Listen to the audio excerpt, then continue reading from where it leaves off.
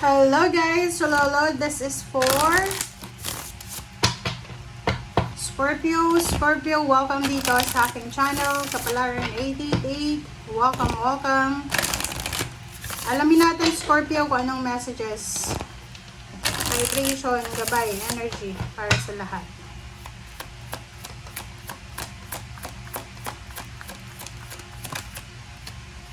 Okay, Liama, same with the Pisces. Congratulations, Scorpio.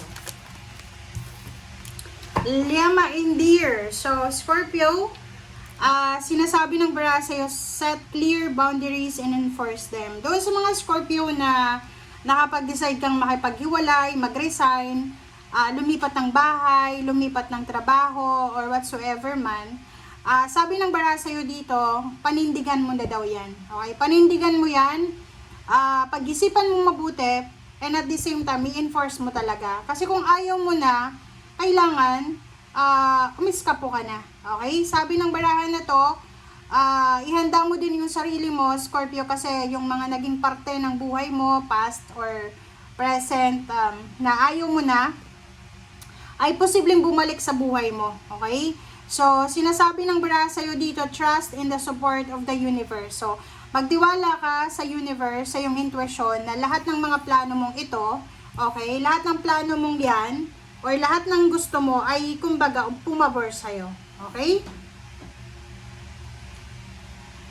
Okay. Alright.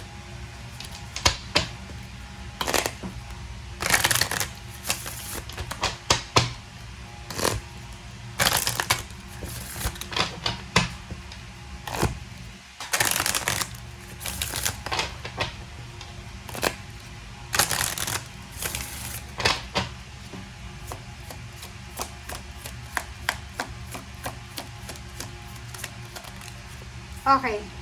So, Azuri and Yvonne. Sabi ng bara sa'yo dito,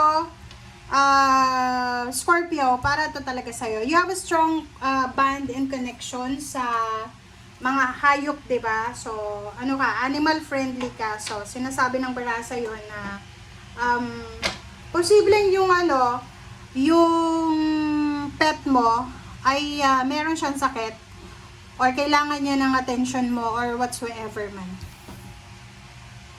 Okay, next is Azuri. So, sinasabi ng barahan na your desired outcome will occur in the very near future. So, yun, kung ano man ang gusto mo, mangyayari daw yan sa tamang panahon. Malapit na. So, have patience and faith. So, wag nating pwersahin. Okay? So, sinasabi ng Barasya dito na magdahan-dahan tayo sa mga desisyon natin, magdahan-dahan tayo sa kung ano man ang mga plano natin sa buhay. Okay?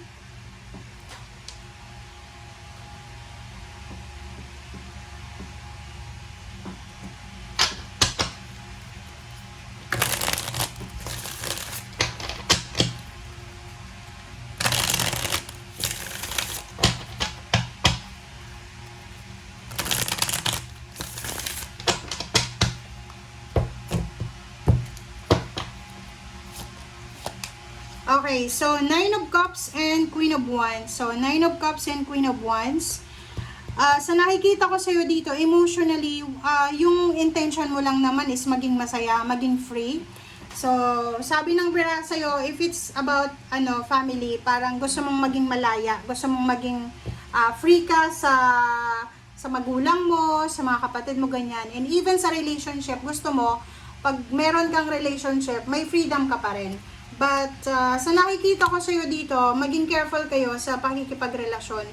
Kasi, water sign ka. So, possible na may controlling vibe ka sa sarili mo. Gusto mong maging free, pero may tendency ka na kontrolin yung relationship. So, which is mali yun.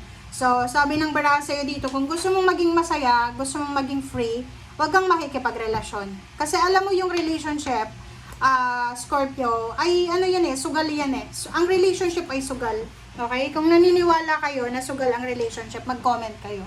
Kasi, isipin mo magmamahal ka sa taong hindi mo naman kilala talaga from the bottom of your heart. 'Di ba? Di mo iba kayo ng upbringing, iba kayo ng pinanggalingan. Okay, bubulahin ka lang, bubulahin mo rin, ganyan. So, sabi ng baraha dito, para sa iyong freedom, sa iyong sarili talaga, emotional and financial, spiritual freedom, mas okay maging single ka na lang. Okay? And sinasabi ng baraha sa'yo, kung gusto mong maging free, kailangan wag controlling tayo. Kasi yun yung magiging problema mo. Pag nakapag-asawa ka pa or nakipagrelasyon ka sa fire sign, mas lalong controlling yun. So, problema yun. Page of Cups, so sinasabi ng baraha sa'yo dito na yun, this is a confirmation guys na may mga ex kayo, may mga ex relationship, ex na trabaho, na posibleng gusto makipagbalikan sa inyo. So you need to be careful. You need to be careful and move on kung gusto mong mag-move on. Kung ayaw mo na talaga, wag ka nang makipagbalikan. Ang problema lang dito guys, talagang Scorpio, magkakaroon ka ng maraming karelasyon muna bago mo mahanap talaga yung talagang makakatanggap sa pagkatao mo. Yun talaga yung katotohanan.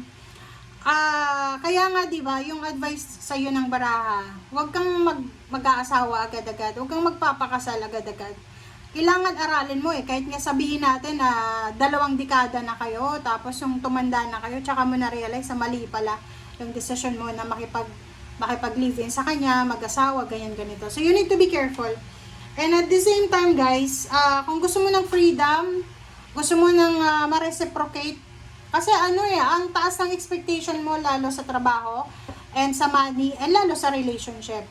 Ang taas ang expectation mo, pero dapat tanungin mo rin yung sarili mo Mahilig ka din sa tamang hinala. Nangihinala ka, ganyan, ganito.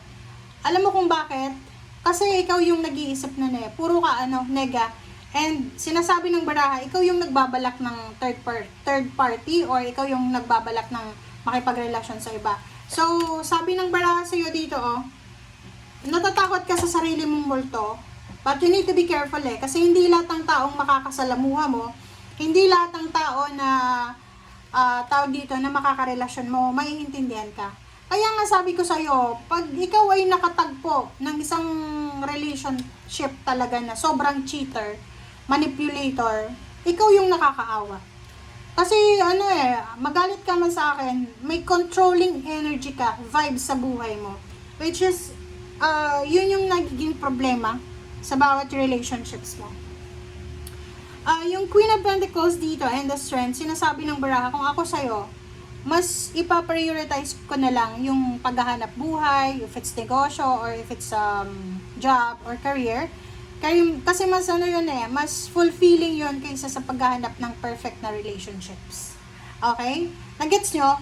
Kasi wala kayong mahanap na perfect relationship. Alam mo ba, talaga sa katotohanan to guys yung mga Scorpio, marami muna kayong magiging karelasyon bago nyo mahanap yung talagang para sa inyo.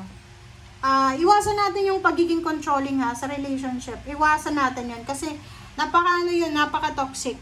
Tingnan mo dito, mabilis ka din matempt. Okay? Like for example, ganito yun ang energy mo na nakikita sa baraha.